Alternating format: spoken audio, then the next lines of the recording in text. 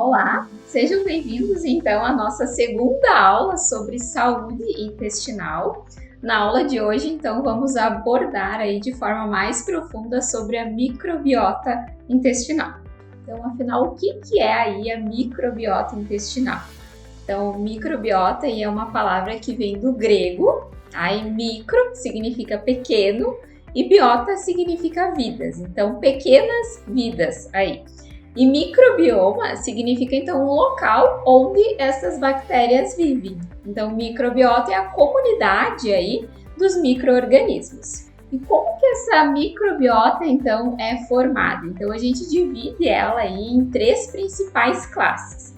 A primeira classe, então, são as simbióticas, né, que a gente classifica aí como organismos com ações benéficas. Então, aí elas vão produzir substratos aí anti-inflamatórios, vão ajudar na redução do peso, vão ajudar no controle da glicemia, entre outras. A gente também tem a classe aí das comensais, então são aqueles organismos que eles vão permanecer ali na nossa microbiota, né? Então, não vão trazer nem benefícios nem malefícios, porém eles vão organizar aí, deixar um ambiente propício para que as simbióticas, né, possam desempenhar aí suas funções. E também a gente tem a classe das patogênicas, que são aquelas bactérias que a gente tem que ter elas ali, porém elas são um pouquinho traiçoeiras, então a gente tem que ficar atento aí no ambiente, o que a gente está alimentando elas também, porque elas têm aí um potencial de ser patogênicas e causar alguns desconfortos intestinais. E quais aí que são os fatores que interferem na nossa microbiota? Então, a nossa microbiota, ela é formada desde o nosso nascimento. Então, vai interferir o tipo de parto que a gente teve, se foi cesárea, se foi parto normal, a idade gestacional, então quantas semanas nós nascemos, isso também interfere na nossa microbiota intestinal. A introdução alimentar, quais foram os alimentos ali que foram nos oferecidos, né? Então, na nossa introdução alimentar, o uso de remédios, de antibióticos vai interferir também aí na nossa microbiota. E o ambiente, aí o ambiente vai entrar atividade física, vai entrar aí a nossa alimentação, vai entrar o estresse, então vai entrar todas as funções aí ambientais que influenciam. Aqui eu trouxe a imagem então do nosso microbioma para que vocês consigam entender e consigam visualizar também tudo isso que eu estou falando aqui. Então nesta imagem a gente tem o nosso microbioma completo, tá? Então nessa área aqui, ó, a gente tem as nossas bactérias, tá? Então as bactérias nossas ficam aqui nesta região e a gente sabe, já é estudado, que quanto maior a diversidade de bactérias, mais saudável o nosso intestino é. Então a importância aí da diversidade mesmo de bactérias. Após as bactérias, aqui a gente tem a nossa camada de muco, que serve como camada protetora também e para deixar as bactérias mais longe aqui da nossa barreira intestinal, tá? E essa aqui, né? Então essa aqui é a nossa barreira intestinal, formada principalmente aí pelos enterócitos, tá? Então os nossos enterócitos aí, eles têm a função principal aí de absorver, então tudo que a gente consumir aí, tudo que a gente comer, né? Então eles vão transformar em metabólitos para que o nosso corpo use para todas as funções do nosso corpo. E por isso que a gente também tem um intestino tão extenso, né? Para que a gente consiga absorver tudo isso. Aqui mais abaixo, então, essas células aqui vermelhas, tá? Então, aqui nessa região, são as células especializadas, então, na produção de hormônios, tá? E essas células aqui mais vazadinhas, que a gente chama de células M, elas têm ligação direta aí com o nosso sistema imunológico. Logo aqui mais embaixo, então, ó, a gente tem um núcleo de células do nosso sistema imunológico, ele vai ficar aí atento, né, para qualquer situação, para que ele possa combater alguma situação aí que ele precise ser ativado. Então, esse é o nosso núcleo do sistema imunológico, tá? E aqui também a gente tem as células dendrísticas, tá? Então, que é as células que elas ficam ali em alerta, ó, tem uma situação de perigo, tem algo aqui que não está estranho, não é comum aqui. Então, esse aqui, quando a gente vai falar de microbioma, então olha só quanto, né, é importante que fique visual do que nós estamos falando, que tem todas essas camadas e todos esse sistema aí, a produção de hormônios, sistema imunológico, função de absorver os nutrientes, né, estão todos aí interligados. Então, Jéssica, então aí, Nutri, quais que são as principais funções da microbiota intestinal?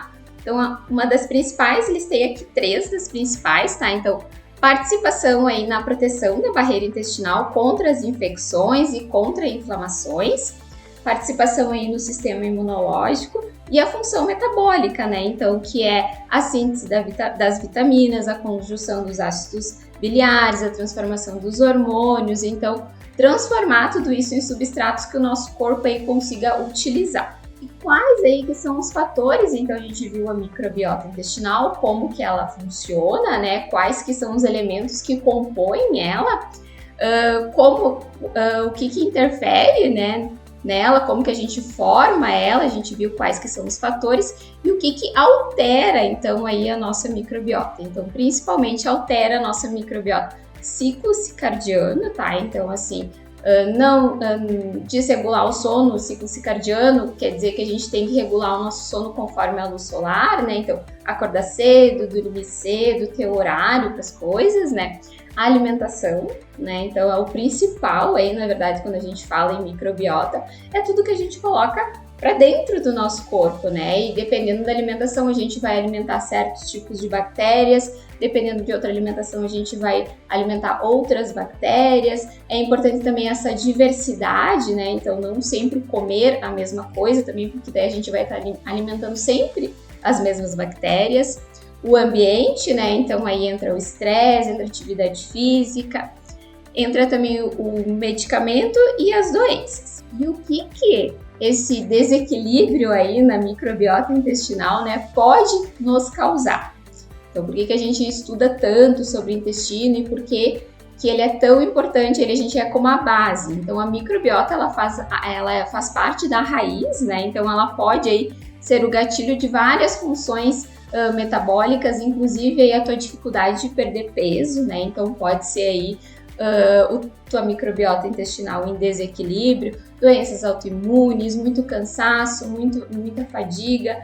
Então, a microbiota intestinal é a raiz, então a gente inicia sempre, dá tanta ênfase nela, porque ela é a raiz de vários problemas. Então, entre eles, doença autoimune, disfunção mitocondrial, né? Então, as mitocôndrias, que é a energia aí das nossas células, então por isso que entra o cansaço, fadiga, doenças cardiovasculares, né? Então, dependendo aí da nossa microbiota, ela pode estar produzindo aí metabólitos inflamatórios que vão influenciar em doenças cardiovasculares, disfunção hormonal. A gente viu ali que tem células específicas, né, para produção de hormônios, depressão, né? Então, porque aí na microbiota é produzido 90% da serotonina, que é aquele nosso hormônio de bem-estar, então também está ligado. Inflamação, diabetes, obesidade, síndrome do intestino irritável, alergias, sensibilidades alimentares. E falando então de desequilíbrio, né, da microbiota intestinal, a gente sempre fala em desbiose intestinal. Tenho certeza que tu já ouviu falar em desbiose intestinal e ficou em dúvida o que é então, afinal, o que é essa desbiose intestinal? Então, a desbiose intestinal a gente pode classificar ela aí entre pode ser diminuição, então, das células boas, né, das bactérias boas. Pode ser o aumento das bactérias probiontes, né. Pode ser também excesso de bactérias boas, né, porque precisa ter esse equilíbrio. Então, excesso de bactérias boas também aí vai causar uma desbiose intestinal. E ali, como eu falei anteriormente, a diminuição da diversidade das bactérias, porque quanto mais diversidade aí de bactérias, mais a tua microbiota vai ser saudável. Nutri, e aí, será que eu tenho essa desbiose intestinal? Fiquei na dúvida, eu acho que eu tenho até uma dificuldade de emagrecer, tenho também muito cansaço, será que eu tenho aí essa desbiose? Então, eu te trouxe aqui os principais sintomas de desbiose intestinal, tá? Então, excesso de gases, constipação intestinal, ou diarreia, ou intercalar entre os dois também, uma hora é mais constipado, outra hora tem mais diarreia. Arrotos também, que são aqueles gases do nosso estômago que a gente acaba eliminando pela boca. O aspecto das fezes também, depois eu vou mostrar para vocês o aspecto das fezes. Deficiência de ferro e vitamina B12, porque geralmente então a pessoa que está com desbiose não consegue absorver estes nutrientes. Além da desbiose também a gente tem a decorrência, né, do desequilíbrio da microbiota intestinal. A gente também tem a permeabilidade intestinal, que a gente conhece aí como leaky gut, tá? E o que é isso? É quando há um desequilíbrio da barreira lá. Vocês lembram dos enterócitos, né, que eu mostrei para vocês? Então, quando há aí um desequilíbrio da barreira intestinal, né, que ocorre a diminuição lá do muco, né, que é a primeira porção lá que eu mostrei para vocês, ocorre então ali o desequilíbrio das bactérias e ocorre o que é o afrouxamento, né, entre os nossos enterócitos. Então, eles que deveriam estar juntinhos, né, eles acabam como se fosse um arame entre eles que prende, eles acabam afrouxando, né? Então fica esse intervalo ali entre eles. Vou trazer a imagem aqui para vocês conseguirem visualizar. Olha só, aqui é como deveria ser, tá? O nosso intestino, né? Então com aqui o muco, vocês percebem que o muco já está diminuído, né? Então começa a romper aqui, ó. Essas ligações, elas acabam sendo rompidas. E o que acontece? Olha só, o nosso sistema imunológico ele é ativado. Por quê? Tá? Porque as bactérias intestinais e seus metabólitos, né? Então eles passam ali pela barreira intestinal, atingindo a nossa corrente sanguínea, né? E ativando o nosso sistema imunológico, causando então inflamação aí no nosso corpo inteiro. Porque na verdade aquilo deveria ficar ali em cima, né? Então, devido a esse afrouxamento aí, as bactérias e os metabólitos acabam ultrapassando e ativando o nosso sistema imunológico. E quais aí que são os sintomas, né, dessa permeabilidade intestinal? Então, o excesso de gases também então assim, se tu tem excesso de gases, significa que há algum tipo de desequilíbrio aí na tua microbiota intestinal. Inchaço, então distensão abdominal, cólicas, sensibilidades alimentares. Então a gente percebe bastante aqui no intestino impermeável aquela pessoa que sempre consumiu glúten ou que sempre consumiu leite e nunca sentiu nada e agora começou a sentir certos sintomas. Sim, porque o teu intestino está com permeabilidade intestinal, né? Então o teu sistema imunológico ali ele está ativado. Então a gente precisa primeiro momento retirar, depois separar essa barreira intestinal. Dor, né? Então bastante dor, intestino irritável, doenças autoimunes, então problemas de tireoide, né? Então aí tireoidite de Hashimoto, condições de pele, também inflamação na pele, acnes, então são sintomas aí de intestino permeável. E os fatores que mais contribuem aí para a permeabilidade intestinal é a dieta, né? Então é a alimentação, o que você está consumindo e o estresse crônico. A gente sabe que o estresse crônico aí também interfere na tua microbiota intestinal. Eu trouxe aqui também outro parâmetro que a gente utiliza, não de forma isolada, né? A gente nunca usa um parâmetro de forma isolada, mas um parâmetro complementar também, que é o tipo de fezes. Então você tem costume de analisar como está o seu cocô? É importante, tá? Então assim, ele diz muito aí sobre a saúde da tua microbiota intestinal. Então nós utilizamos aqui essa escala, que é a escala de Bristol, tá? Então eu trouxe aqui para vocês, ó. O tipo 1, então, são aquelas fezes em bolinhas, né, ressecadas, que tem dificuldade na evacuação. Então, geralmente, esse tipo aí de fezes indica que você está consumindo pouca água, né, que você está consumindo poucas fibras, que você é constipado e que essas fezes aí, elas permaneceram um grande período aí no teu intestino. O tipo 2, então, é uma forma de salsicha, né, mais segmentada, porém também aí indicam falta de água e falta de fibras, tá? Principalmente. Pode indicar aí também sensibilidades alimentares, então tem que investigar melhor, mas significa que existe aí um desequilíbrio na tua microbiota. O tipo 3, então, já é uma forma de salsicha, né, mas com fendas ainda na superfície, então já indica que você já está consumindo mais água, já está consumindo mais fibras, né, e não tem aí certo tipo de constipação. O tipo 4 é o tipo perfeito, né, o tipo que a gente deveria permanecer sempre, então que são salsichas, né, lisas, né, então são moles também no sentido de que são fáceis de evacuar, né, não precisa sofrer ali, então esse é o tipo de fezes assim que deveríamos permanecer o tipo 4. O tipo 5, então, são já pedaços mais moles, mas com contornos nítidos, então a gente vai classificar aí como diarreia dependendo da frequência da evacuação, né? Então também a gente pode pensar em sensibilidade alimentar ou intolerância alimentar. O tipo 6 também são em pedaços aerados e contornos esgarçados. Então aí a gente pode pensar já em diarreia mesmo, e também geralmente esse tipo de fezes é acompanhado de bastante gases. E o tipo 7 aí exige uma investigação maior, então a gente vai ter que investigar aí, inclusive a absorção de nutrientes, deficiências nutricionais. Então é importante vocês ficarem atentos ao tipo de fezes que você tem. Importante que permaneça aí entre o tipo 3 e o tipo 4. O tipo 4 é o tipo perfeito aí que deveríamos ficar. A cor das fezes também é importante na questão de saúde intestinal mesmo. Então, assim, se tuas fezes estão esverdeadas, ou é porque você está consumindo aí muitos legumes verdes, né, com frequência, ou também pode ser um sinal de infecção bacteriana. Então, é importante observar aí, porque não é normal, não é comum, tá?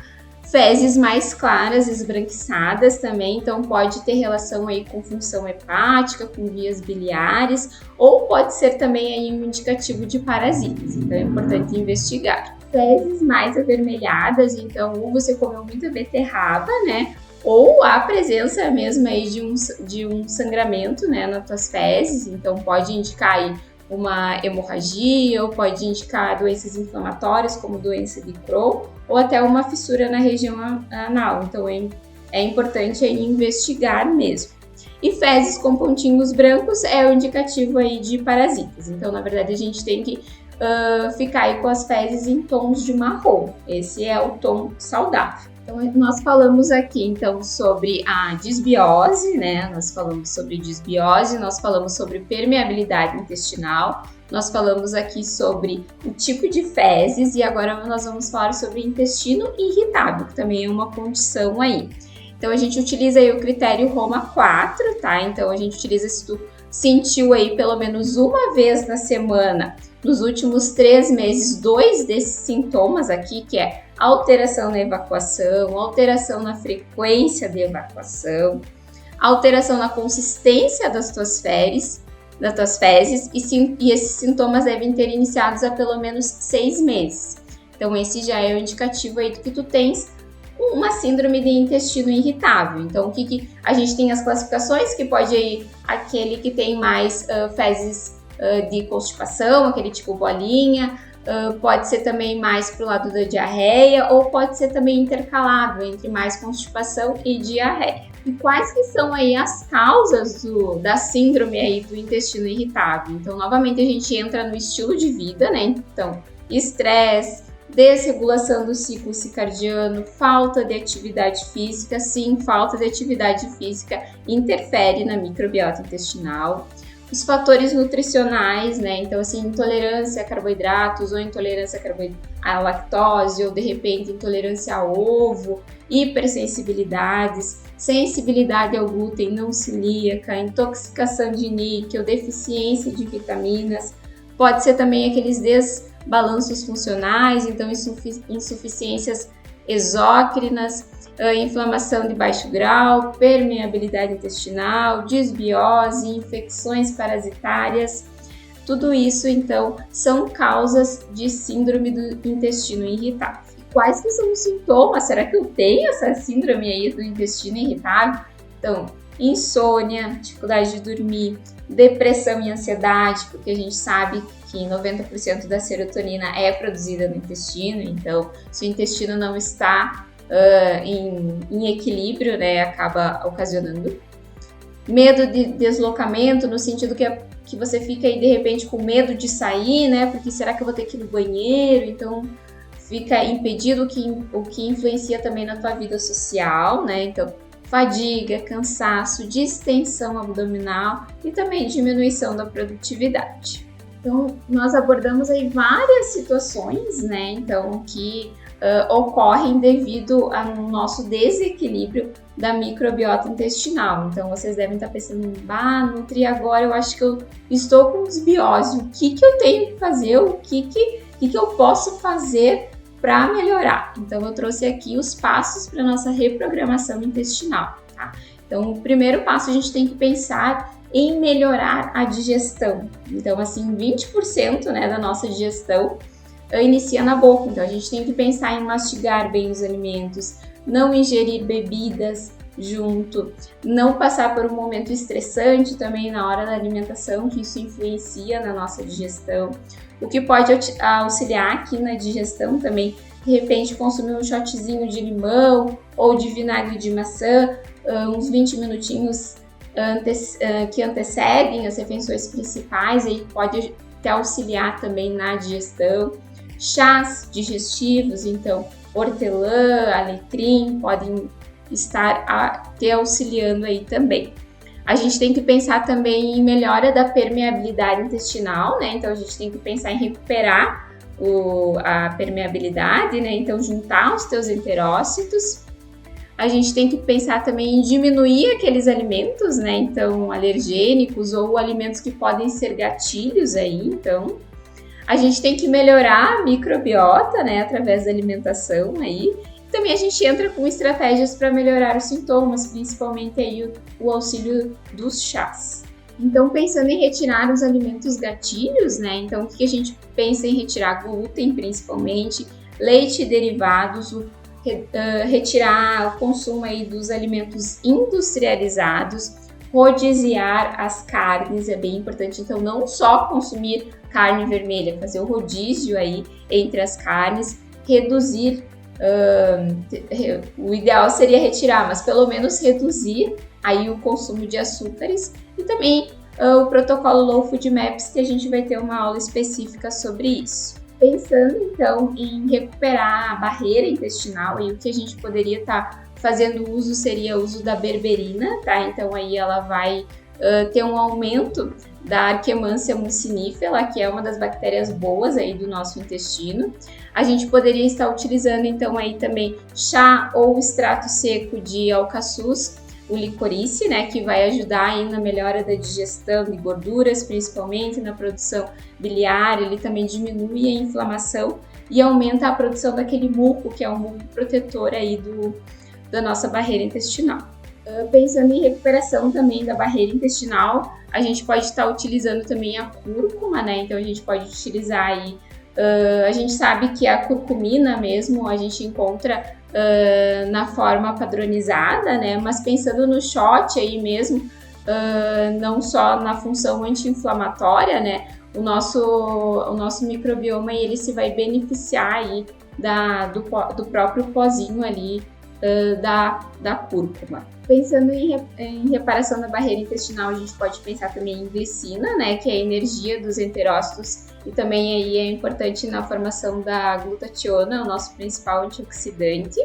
E as estratégias assim alimentares, o que nós poderíamos colocar aí também? Então são gorduras saudáveis, a gente pode colocar aí o ômega 3, o azeite de oliva extra virgem, o TCM, fibras, tá? Então fibras essas que separei aqui, a goma cássia e o psyllium, que não são aquelas fibras que fermentam muito, porque fibras que fermentam muito no início, lá quando o teu intestino está muito desequilibrado, não são interessantes também.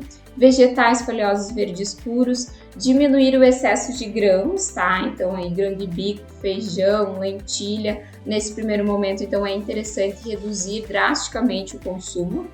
o jejum, tá? Então, assim, um jejum entre 12 e 15 horas é interessante para recuperar a microbiota intestinal, né? Então, precisa desse tempo para ele se reorganizar mesmo, seria como se fosse passar a escovinha, né? Limpar mesmo e ficar preparado para o próximo dia. Atividade física, então, inserir aí a atividade física também pensando em recuperação da microbiota intestinal.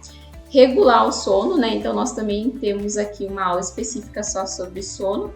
E é interessante também meditação para controle de estresse, enfim, também é interessante a gente inserir aí como estratégia para a recuperação da microbiota intestinal. Aqui eu trouxe alguns chás que vocês podem estar utilizando, então chás digestivos, hortelã, cidreira, erva doce e licorice. Os anti-inflamatórios, então gengibre, tulsi, camomila. E os antimicrobianos, então canela e alecrim. E deixei aqui por último, então, o eixo intestino-cérebro. Acho que vocês já ouviram falar também sobre isso. Então, se você ainda acha que não tem ligação, tenho certeza que você já passou por alguma situação aí, ou uma conversa que exigia assim uma atenção maior, ou uma conversa mais tensa, de repente eu encontrei com um novo namorado, nova namorada, que tu sentiu aí um desconforto na barriga, né? Então, ou uma dor de barriga, ou uma pontadinha assim. Então, isso é a ligação que existe entre o eixo intestino-cérebro. E essa foi um dos maiores avanços aí da ciência, foi essa ligação. Então, as bactérias do nosso intestino, elas afetam a saúde do nosso cérebro. Então, se a gente muda as bactérias do nosso intestino, a gente pode melhorar também a saúde do nosso cérebro. Então, o intestino e o nosso cérebro, então, eles estão em constante, né, contato, onde o nosso intestino ele envia informações para o nosso cérebro sobre tudo que a gente ingere. Então, se a quantidade de nutrientes está suficiente, se o nosso sistema imunológico foi ativado ou não, entre outras funções, mas eles estão sempre em contato permanente. E também aí, como eu comentei anteriormente, existem também os receptores dos hormônios e neurotransmissores, como a serotonina, né? Então, que 90% é produzida no intestino. E também essa descoberta aí, ela foi importante para que houvesse a compreensão entre microbiota e o risco de depressão nas pessoas. Então, a alimentação, ela também afeta a função cognitiva, né? Então, alterando a microbiota intestinal. Então, uma dieta ocidental aí, rica em industrializados, açúcares adicionados, então, eles estão associados a prejuízos cognitivos. E aqui eu trouxe alguns alimentos, algumas categorias que a gente pode estar inserindo aí na rotina, pensando em equilibrar o eixo intestino-cérebro. Então, o ômega 3, né, porque aumenta as bactérias boas e diminui aí o risco de distúrbios cerebrais. Os alimentos fermentados, então, chucrute, kombucha, né, porque eles têm micróbios saudáveis, como as bactérias do ácido lácteo. Então, aí a gente precisa também de uma individualidade, porque se tiveres também com uma microbiota muito em desequilíbrio, não pode ser interessante neste primeiro momento. Os alimentos ricos, então, em polifenóis, então, cacau, chá verde, azeite de oliva extra virgem, café, então eles também aumentam as bactérias saudáveis e podem melhorar a cognição. E os alimentos ricos em triptofano, então ovos, nozes, leguminosas, que é um aminoácido aí que é convertido no neurotransmissor da serotonina. E é isso, espero que vocês tenham aprendido aí um pouco mais sobre a microbiota intestinal, que vocês tenham entendido a importância dela em todas as funções aí do nosso organismo.